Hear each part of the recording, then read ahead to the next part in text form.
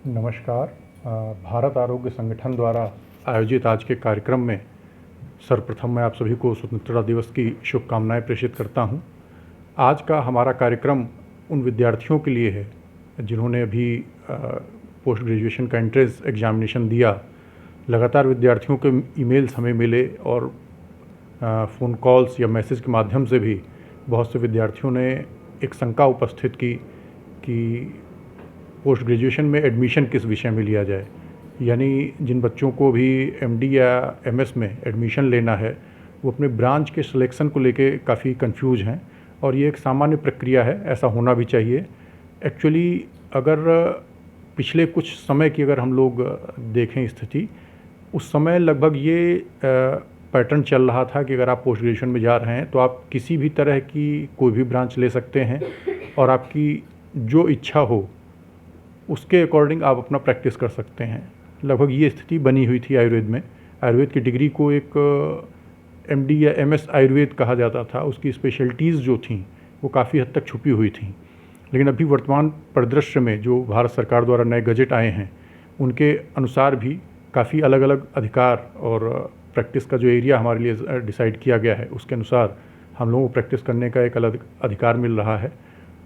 ऐसी स्थिति में आपकी जो ब्रांच है वो बहुत ही ज़्यादा आपका फ्यूचर डिसाइडिंग होने वाली है। साथ ही साथ हम लोगों ने एक नए चुनौती को भी देखा है जो लगातार हम लोग सुन रहे हैं कि एआई का जो आगमन होने वाला है, लगभग अगले 4 से 5 सालों में हम लोग देख रहे हैं कि उसका काफ़ी ज़्यादा प्रभाव हर एक क्षेत्र पर पड़ने वाला है। तो ऐसे में जो हम ब्रांचेस सेलेक्ट करेंगे उन पर एआई का क्या प्रभाव हो सकता है, या इस एमडी या एमएस डिग्री को करने के बाद हम आगे और हायर स्टडीज़ में जाना चाहते हैं तो उसमें हमारी ब्रांचेस का क्या प्रभाव पड़ता है। आयुष्मान भारत की योजना एक आयुर्वेद में लागू होने की एक प्रबल संभावना है। भारत सरकार इस दिशा में बहुत अच्छा कार्य कर रही है। ऐसी स्थिति में उसका हमारी इस एजुकेशन पे क्या प्रभाव पड़ सकता है, इन सभी चीज़ों पर विद्यार्थियों के प्रश्न थे और जिनका एक समाधान करना बेहद ज़रूरी हो जाता है आज के समय में। क्योंकि एक बार आप जिस स्ट्रीम में चले जाते हैं उसके बाद फिर बैक आके आप दोबारा से बहुत कुछ नहीं कर सकते। तो एक एक करके ये सारे जो विद्यार्थियों के प्रश्न हैं उनको हम लोग लेते हैं। पहली चीज़ ये लेते हैं कि ब्रांच कौन सी सेलेक्ट करें। बहुत पुराने ज़माने से एक आंसर इसके लिए दिया जा रहा है कि जिस ब्रांच में आपको बहुत ज़्यादा इंटरेस्ट है, जिसमें आपकी रुचि है और आप उसी क्षेत्र में काम करना चाहते हैं, अगर ऐसा है आपके साथ तो बहुत सी चीज़ों का विचार करने का आपको ज़रूरत नहीं है। अगर आप किसी ब्रांच को लेके बिल्कुल पजेसिव हैं कि नहीं मुझे इसी में काम करना है और बहुत लंबे समय से आप उसके लिए प्लानिंग करते रहे हैं और उसी में आप हार्डवर्क करना चाहते हैं, तो निश्चित रूप से हर एक ब्रांच में अच्छी संभावनाएं होती हैं, चाहे एकेडमिक फील्ड में हो या क्लिनिकल फील्ड में। ये चीज़ यथावत लागू होती है। दूसरी चीज़, अगर आपका कोई पारंपरिक जैसे आपके पिताजी या इससे ऊपर की पीढ़ी में कुछ लोगों ने आयुर्वेद के कुछ सेटअप्स रख रखे हैं, चाहे वो एक फार्मेसी के रूप में हो या एक पंचकर्म सेंटर के रूप में हो या एक सर्जिकल सेंटर के रूप में हो, तो अगर ऐसा कोई व्यवसाय ऑलरेडी आपका है तो उसमें भी अगर आप उसी चीज़ को कंटिन्यू करना चाहते हैं, अपनी पैतृक चीज़ को कंटिन्यू करना चाहते हैं, तो इसमें भी बहुत अधिक विचार करने की ज़रूरत नहीं है। आपके पास आपको जीरो से कुछ नहीं शुरू करना है। एक सेटल्ड बिजनेस या सेटल्ड फील्ड आपको मिल रहा है, तो ऐसे में आप उसके लिए पूरक बन के जो ब्रांच उसमें सहयोगी हो। फॉर एग्जांपल एक फार्मेसी सेटल्ड है तो निश्चित रूप से आपके लिए रस भैसज एक अच्छी ब्रांच है। आप अच्छा पंचकर्म सेटअप में है तो काय चिकित्सा या पंचकर्म जैसी ब्रांच ही आपके लिए अच्छी हैं। तो ये बड़ी सामान्य सी चीज़ें हैं। लेकिन अब इन्हीं के आधार पर मैं समझता हूँ बहुत दिनों तक लोगों ने अपनी ब्रांच डिसाइड की, या एक बार ऐसा ही मान लिया गया कि जिस ब्रांच को करने में ज़्यादा आसानी हो और ज़्यादा मेहनत न करनी पड़े, या बाद में निकलने के बाद जिसमें नौकरी की संभावनाएं ज़्यादा आसान हो, या नौकरी करने के बाद भी जिस ब्रांच में काम करना आसान हो, ज़्यादा काम ना हो, आसानी से लाइफ पास हो जाए, इस तरह की तमाम चीज़ों को सोचकर स्टूडेंट अपना सिलेक्शन करते रहें ब्रांच का। लेकिन कुछ चीज़ें जो अब नए परिवेश में आ चुकी हैं, अगर उन पर विचार ना किया जाए तो ये ब्रांच का डिसीजन समझदारी भरा फैसला नहीं होगा। फॉर एग्जांपल, जैसे हम लोगों ने एक सामान्य प्रक्रिया के तहत तो देख लिया कि अगर आपका कोई पारिवारिक बिजनेस है जो आयुर्वेद से रिलेटेड है, तो ऐसी स्थिति में आप वो ब्रांच लें जो उस बिज़नेस को ग्रो करने में हेल्प करे। नो डाउट ये दोनों तरह से अच्छा है आपके लिए। कम समय में सेटल भी हो जाएंगे और एक अच्छे सेटल बिजनेस को आगे बढ़ाने का आपके पास मौका भी रहेगा। दूसरी चीज़, अगर रुचि वाली ही बात आती है पर्टिकुलरली तो भी उसमें बहुत ज़्यादा स्पेस नहीं रहता है, क्योंकि इंटरेस्ट मैटर करता है। बट अब जहाँ तक अब मैटर करता है कैरियर, ज़्यादातर बच्चे इन दो सेक्शन में नहीं आते। ना तो उनके पास बहुत ज़्यादा सेटल्ड कोई बिजनेस है और ना ही उनका कोई किसी ब्रांच से बहुत ज़्यादा अफेक्शन। अगर देखा जाए तो हार्डली 5% पॉपुलेशन इसमें आएगी जो किसी ब्रांच के लिए एकदम जीने मरने वाले हैं कि नहीं हमको यही करनी है, या जिनके पास ऑलरेडी एक सेटल्ड बिजनेस है। बाकी 95% के आसपास की पॉपुलेशन हमारी ऐसी है जिसमें लोग ब्रांच का सिलेक्शन इसलिए करते हैं कि उनका एक बेहतर फ्यूचर आगे बना रह सके। तो ऐसी स्थिति में अगर देखा जाए तो आज की जो परिस्थितियां हैं उन पर विचार करना बहुत ज़रूरी है। पहली चीज़ है, जैसे हम लोगों ने कहा कि एक MD या MS करने के बाद जब आप फर्दर एजुकेशन में जाना चाहते हैं तो इस चीज़ का आज आप डिसीजन लेने से पहले एक बार बेहद ध्यान दे लीजिएगा इस चीज़ पे कि MD या MS के बाद आगे फर्दर आयुर्वेद में DM डिग्री लॉन्च हो रही है। और DM डिग्री पर्टिकुलरली बेसिकली देखा जाए तो अभी क्लिनिकल ब्रांच के साथ ही एसोसिएटेड है। फॉर एग्जांपल आप DM इनफर्टिलिटी में करना चाहते हैं या हेपेटिक डिसीज़ में करना चाहते हैं, कैंसर्स की ऑन्कोलॉजी की स्पेशलिटी में करना चाहते हैं, स्पोर्ट्स मेडिसिन में करना चाहते हैं, जो हमारी ब्रांचेज आ रही हैं DM के लिए, उनमें आपकी एलिजिबिलिटी MD और MS इन क्लिनिकल ब्रांच ही है। ये चीज़ आप विशेष गौर करिएगा, क्योंकि एक बार आप सिलेक्शन करते हैं, आपके पास दो विकल्प हैं सामान्य रूप से कहा जाए, क्लिनिकल ब्रांच या नॉन क्लिनिकल ब्रांच, या हॉस्पिटल सेक्शन की प्रैक्टिस की ब्रांचेज या एकेडमिक की ब्रांचेज, ऐसा करके हम लोग डिवीज़न कर देते हैं। तो जो सबसे कॉमन टर्मिनोलॉजी चलती है क्लिनिकल नॉन क्लिनिकल वर्ड आसानी से समझ में आ जाते हैं। तो ऐसे में अगर देखा जाए तो अभी जो हमारे पास परिस्थितियां बन रही हैं प्रैक्टिस के हिसाब से, नो डाउट क्लिनिकल ब्रांचेस हमेशा से अच्छी रही हैं। क्लिनिकल ब्रांचेस के साथ में आपको प्रैक्टिस करना लोग आजकल पूछते भी हैं स्पेशलिटी के नाम पे। अगर आप MD आयुर्वेद हैं किसी नॉन क्लिनिकल ब्रांच में तो आप अपने आप को गायनिकोलॉजिस्ट या सर्जन या फिजिशियन नहीं कह सकते। MD आयुर्वेद ही होना इट्सेल्फ आपकी वो पहचान कायम नहीं करता है।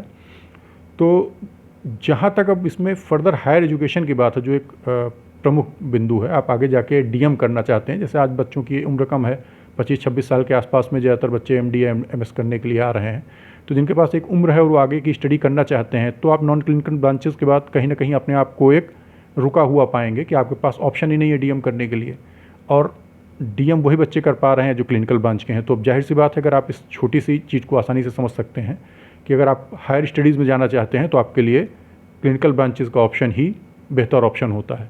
दूसरी चीज़, जहाँ तक अब जॉब की बात है, चाहे वो प्राइवेट सेक्टर की हो या गवर्नमेंट सेक्टर की हो, अगर एक MD डिग्री होल्डर है, उसका कॉम्पिटिशन एक DM डिग्री होल्डर वाले के साथ में है किसी भी तरह की जॉब के लिए, चाहे वो कॉलेज के लेवल की जॉब हो या हॉस्पिटल लेवल की जॉब हो, रिसर्च लेवल की जॉब हो, जाहिर सी बात है प्रेफरेंस दिया जाएगा DM डिग्री को ही MD या MS के अगेंस्ट में। तो इससे भी साफ जाहिर होता है कि आपके पास अगर DM बेटर डिग्री की फॉर्म में है और DM करने के लिए ऑप्शन आपके पास क्लिनिकल ब्रांचेज ही हैं अभी आज के जो परिवेश में हम लोग देख रहे हैं, तो सामान्य रूप से ब्रांच के सिलेक्शन में एक ये क्राइटेरिया बड़ा अहम हो जाता है कि आप क्लिनिकल ब्रांचेस का सिलेक्शन करें। पहली चीज़ हायर एजुकेशन के पॉइंट ऑफ व्यू से। दूसरी चीज़, जॉब के पॉइंट ऑफ व्यू से भी यही क्राइटेरिया होता है कि अगर आप DM में बेहतर प्रशिक्षित हैं, नंबर 2 आपकी डिग्री हायर है, किसी भी तरह की जॉब में आपको डिग्री के बेस पर प्रायोरिटी दी जाएगी। ये चीज़ आपको बहुत ध्यान रखनी है अगर जॉब करना चाहते हैं, चाहे गवर्नमेंट या प्राइवेट की कोई भी, दोनों के सेक्शन में। चूँकि अगर आप DM के साथ में हैं, हायर डिग्री के साथ में हैं, तो ये अपॉर्चुनिटी आपको क्लिनिकल ब्रांच के साथ ही मिलती है। इसलिए फिर आपको क्लिनिकल ब्रांच की तरफ ही फोकस्ड रहना चाहिए। तो चाहे वो हायर स्टडी हो, चाहे जॉब ओरिएंटेशन हो, दोनों में ही आपके लिए क्लिनिकल ब्रांच का सिलेक्शन ज़्यादा इम्पोर्टेंट है आज के परिवेश में। एक और चीज़ हम लोग देख रहे हैं, जैसे आयुष्मान भारत के बारे में बात होती है। अब आयुष्मान भारत की जो योजनाएं आएंगी, पर्टिकुलर कोई डिसीज़ होगी जिसमें पेशेंट की डिसीज़ का ट्रीटमेंट किया जाना होगा और उस डिसीज़ पर जो पेमेंट होगा वो गवर्नमेंट की तरफ दिया जाएगा, जैसे कि आज एलोपैथ के सेक्शन में चल ही रही है आयुष्मान भारत की 5 लाख तक की जो योजनाएं हैं। ऐसी कोई भी स्कीम आती है या हेल्थ इंश्योरेंस कंपनियों के कोई माध्यम से जो रिम्बर्समेंट होते हैं, मेडिक्लेम वाली जो चीज़ें हैं, ऐसी स्थिति में भी देखा जाए तो धीरे धीरे जिस तरह से एक एलोपैथी में आप सिस्टम देखते हैं कि अगर कोई गायनिकोलॉजी का ऑपरेशन है तो उसमें गायनिकोलॉजिस्ट का ही साइन चाहिए, कोई ऑप्थेल्मोलॉजी का है, आँख की कोई समस्या थी उसमें ऑप्थेल्मोलॉजिस्ट का ही साइन चाहिए, उन्हीं के साइन पे ही पैसा रिम्बर्स हो सकता है। आप कैटरेक्ट का ऑपरेशन कराएं और उस पर आप सोचें कोई भी साइन कर देगा एलोपैथ वाला और उस पर आपका पैसा रिम्बर्स हो जाएगा, तो ये पॉसिबल नहीं है। वहाँ पे एमएस ऑप्थेल्मोलॉजी वाले का ही साइन लगता है आज की डेट में। उस पर अगर एमएस ऑर्थोपेडिक साइन कर दे या कोई एमडी पल्मोनोलॉजिस्ट साइन कर दे तो वो रिम्बर्स नहीं होने वाला। तो ये चीज़ आपको भी आगे याद रखनी है कि ये चीज़ें हमारे फील्ड में भी वैसे ही आने वाली हैं।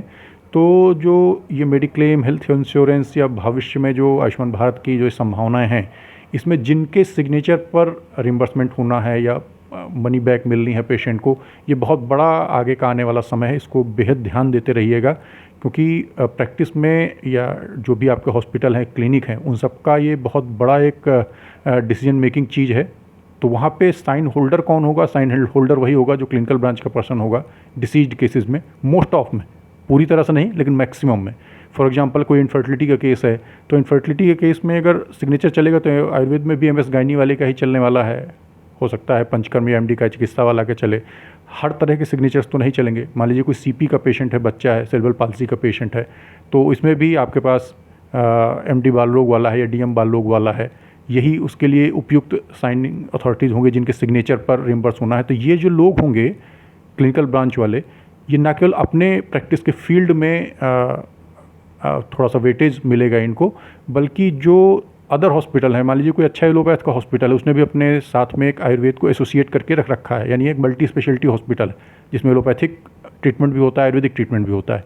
तो उनको भी अगर अपने यहाँ ऐसे पेशेंट एडमिट करने हैं जिनके लिए आयुर्वेद से रिम्बर्स हो सकता है, आई मीन हेल्थ इंश्योरेंस या मेडिक्लेम या आयुष्मान भारत में, तो वो भी उन्हीं लोगों को प्रेफरेंस देना ज़्यादा पसंद करेंगे जिनके सिग्नेचर पर इस तरह के क्लेम्स वगैरह सेटल किए जा सकें।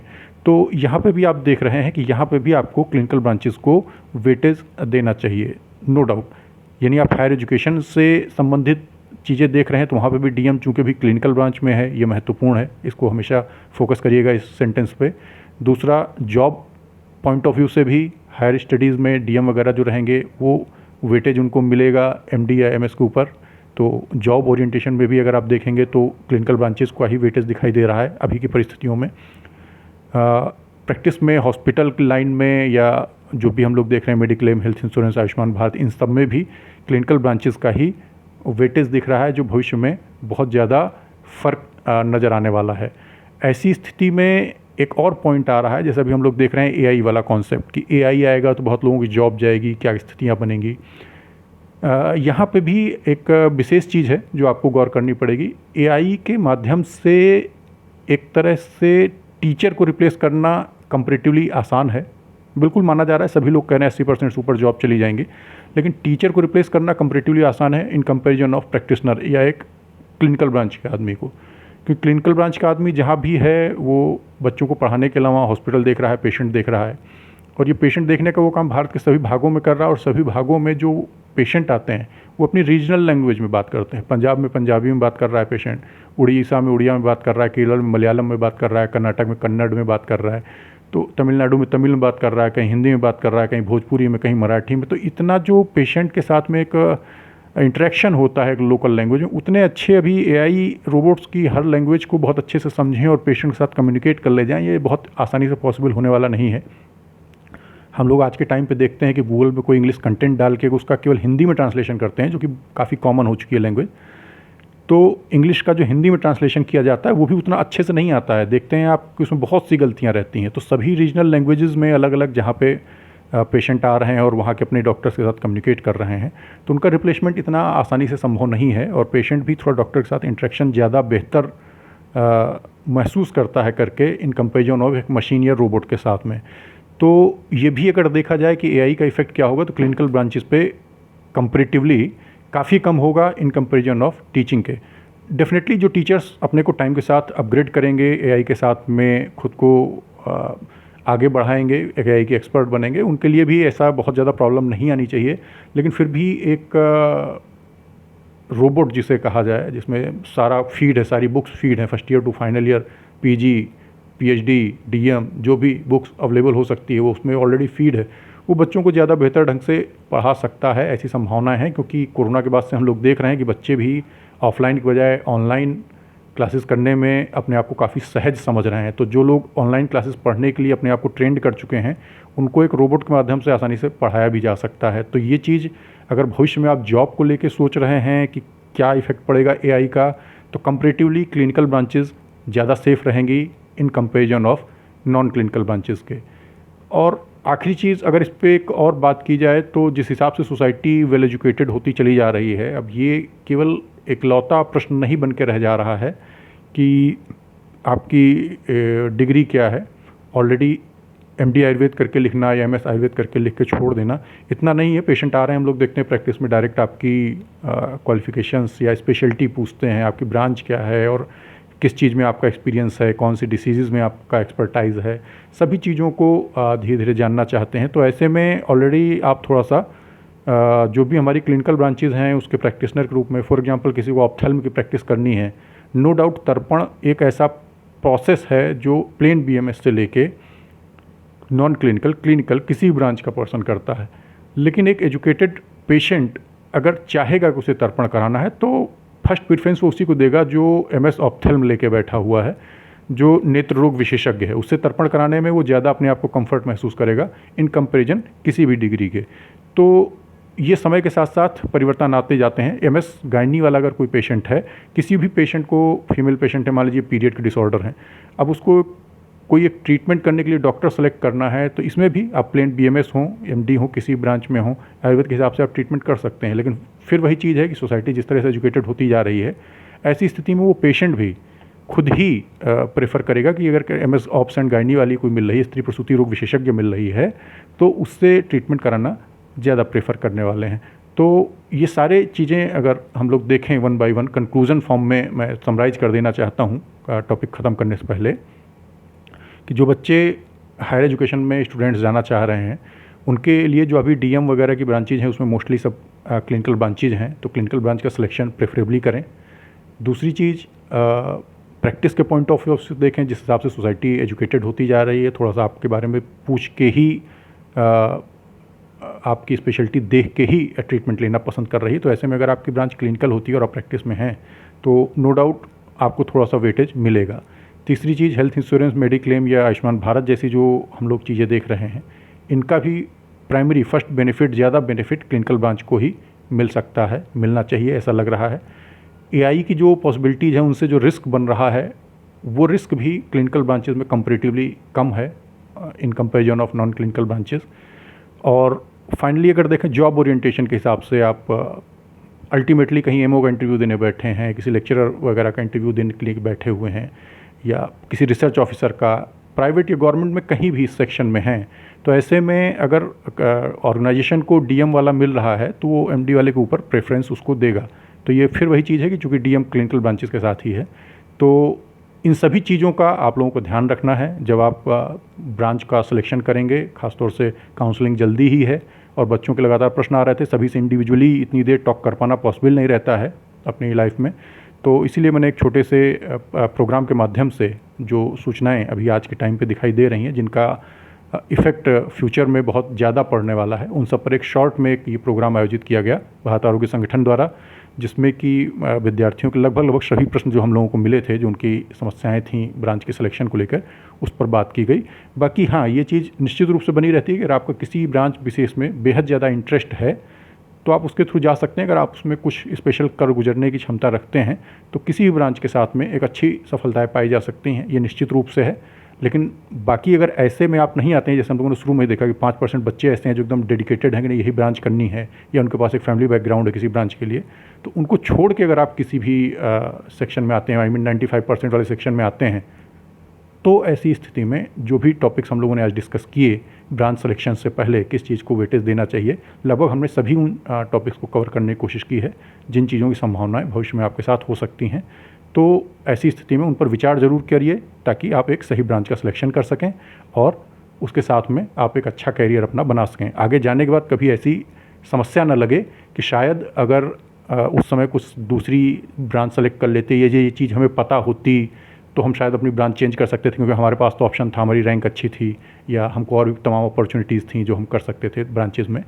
तो वो चीज़ें आपकी जानकारी में रहनी चाहिए। तो ये जो एक सामान्य डिस्कशन था, इसके अलावा मैं पुनः आप सभी को एक बार फिर आज स्वतंत्रता दिवस की शुभकामनाएं देता हूं और जो भी विद्यार्थियों के मन में प्रश्न हो या इस तरह की शंकाएं हों, भारत आरोग्य संगठन हमेशा से ही इस तरह के प्रश्नों का उत्तर देने के लिए और शंकाओं का समाधान करने के लिए हमेशा तत्पर रहता है। तो आज के कार्यक्रम को मैं यहीं पर समाप्त करना चाहूँगा। नमस्कार।